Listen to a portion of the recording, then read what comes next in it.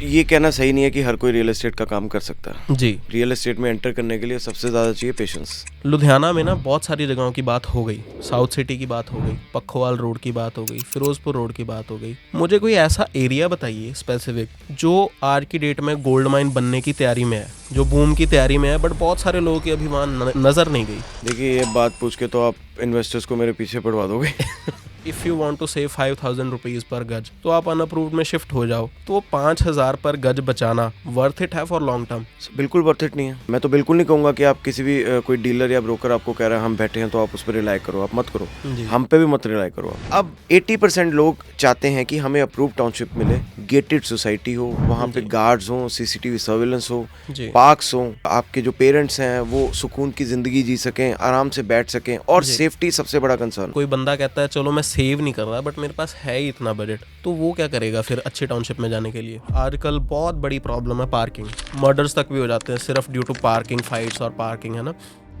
A fight over parking of cars that led to deaths. कल को आप अपने बच्चों के लिए कैसा फ्यूचर क्रिएट करने की कोशिश कर रहे हैं, ये तो आज आपको प्लान करना पड़ेगा। कमर्शियल एक महंगी चीज़ है, ऑब्वियसली बेटर रिटर्न भी देगी, पॉकेट अलाउ करती है कमर्शियल की इन्वेस्टमेंट के लिए, तो आप कीजिए। अदरवाइज रेजिडेंशियल में भी आपको ग्रोथ मिल सकती है। सो कितनी ROI एक्सपेक्ट कर सकते हैं रेजिडेंशियल में अपना पैसा लगाकर? रियल एस्टेट ना एक किस्मत का खेल भी है, लेकिन बढ़ेगा जरूर। इसका बहुत अच्छा तरीका है चेक करने का। आज कोई चीज पसंद कर लो, आज लो मत लेना, आप 6 महीने बाद तो वो 5-10 हज़ार बढ़ जाएगी। अब तब लेना, आपको पता लग जाएगा कि आपको ग्रोथ आई है। यूथ के लिए तो बहुत अच्छा टाइम है, उनको तो इन्वेस्ट करना चाहिए rather than spending money here and there, partying and all. Real estate में कोई ऐसे अपॉर्चुनिटीज ढूंढनी चाहिए जहाँ पे वो 2-2.5 साल में धीरे धीरे करके पैसे भी दे दें, उनको लोन भी ना लेना पड़े, और उनकी प्रॉपर्टी, उनका एसेट भी क्रिएट हो जाए। अभी जो लुधियाना का टाइम, पहले तो लुधियाना का टाइम आ चुका है जी। अगले 10 साल लुधियाना बहुत ग्रोथ करेगा जी, और सबसे ज्यादा ग्रोथ करेगी।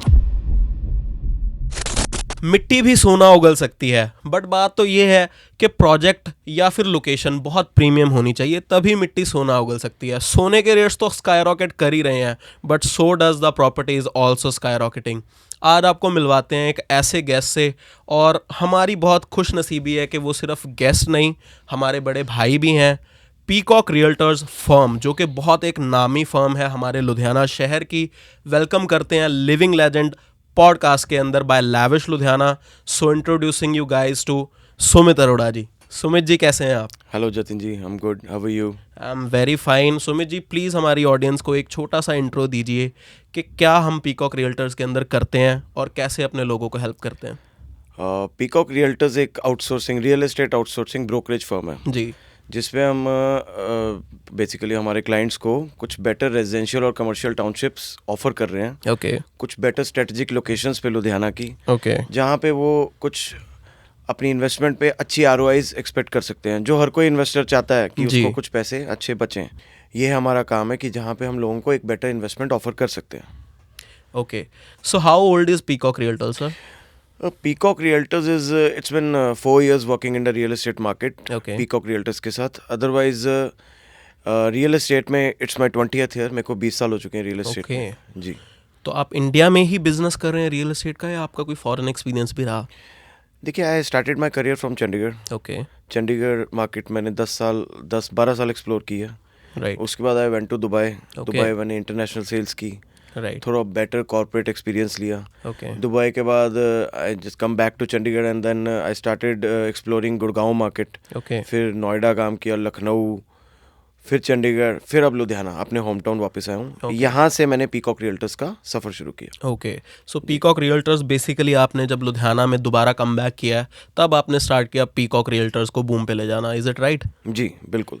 Okay sir, I want to start with a topic. जो आज के यूथ है ना, ये बहुत ज़्यादा पैसा कमाना चाहता है और ये भी चाहता है कि मेरी इन्वेस्टमेंट भी ना लगे। सो सुनने में तो यही आया है, पुराने सोर्सेज से भी बहुत लोगों से सुनते हैं कि घर घर प्रॉपर्टी का बोर्ड लगा हुआ है, property dealer, property adviser, wherever you go you find a board of property dealer.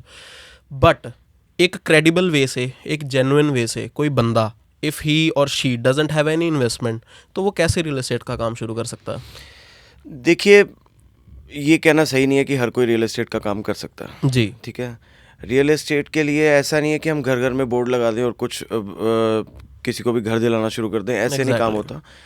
इसमें कुछ बैक एंड वर्किंग भी चाहिए जी, प्रॉपर लीगैलिटीज़ के साथ काम करना चाहिए। जी जो आप हमारे क्लाइंट्स हैं वो हम पे रिलाई करते हैं कि हम उन्हें कैसी चीज़ ऑफ़र कर सकते हैं, तो ये हमारा फ़र्ज़ बनता है कि हम उसकी लीगैलिटीज़ पे काम करें। वो Okay. प्रोजेक्ट अप्रूव्ड है नहीं है, उसकी सारी क्लियरेंसेस हैं, उसके एनओसीज हैं, वो रेरा अप्रूव्ड है नहीं है। जी। अगर हम लुधियाना की मार्केट में काम कर रहे हैं तो वो ग्लाडा अप्रूव्ड है या नहीं है। ओके तो वो सारी वर्किंग के बाद ही ऑफरिंग की जा सकती है।